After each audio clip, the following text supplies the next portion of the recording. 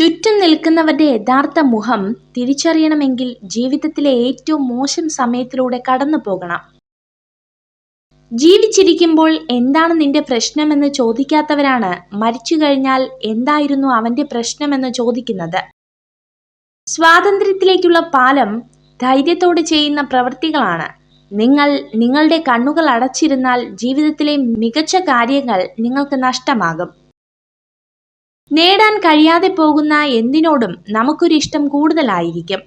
കാരണം നേടാൻ കഴിയാത്തതു പലതും നമ്മുടെ സ്വപ്നങ്ങളാണ്. ഒരു തൂവൽ നഷ്ടപ്പെട്ടു എന്ന് കരുതി ഒരു പക്ഷിയും പറക്കാതിരുന്നിട്ടില്ല.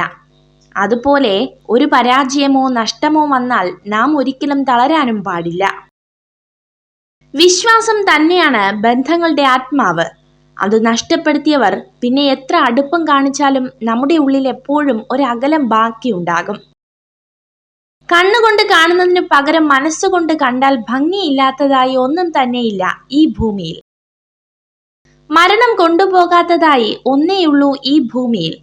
അത് നാം മറ്റുള്ളവർക്ക് നൽകിയ സ്നേഹവും അതിന്റെ ഒരു പിടി നല്ല ഓർമ്മകളുമാണ്. അർഹതയില്ലാത്ത ചില്ലമേൽ പടർന്നു പിടിക്കാതിരിക്കുക. അടർത്തി മാറ്റപ്പെടുമ്പോൾ ഒരിക്കലും ഉണങ്ങാത്തൊരു മുറിവ് സമ്മാനിച്ചേക്കാം. പരാജയം എന്നത് വീണ്ടും ആരംഭിക്കാനുള്ള അവസരമാണ്. ഇത്തവണ കൂടി ബുദ്ധിപൂർവം പ്രവർത്തിക്കുക. സന്തോഷിക്കാനുള്ള കാരണങ്ങൾ പലതും നമുക്ക് ചുറ്റും തന്നെ ഉണ്ട്. നമുക്ക് ശരിയാണെന്ന് തോന്നുന്നത് ചെയ്യുന്നതാണ് നമ്മുടെ സന്തോഷം. നിങ്ങളുടെ സന്തോഷത്തിന് നിങ്ങളാണ് ഉത്തരവാദി.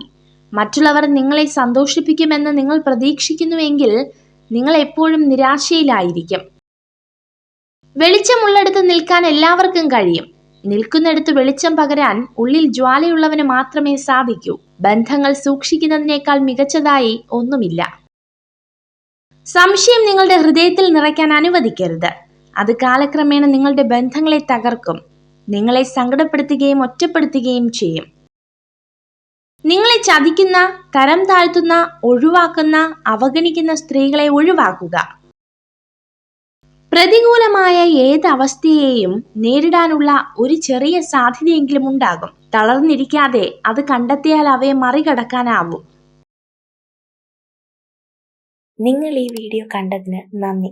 ഇതുപോലുള്ള കൂടുതൽ വീഡിയോകൾക്കായി ചാനൽ സബ്സ്ക്രൈബ് ചെയ്യൂ.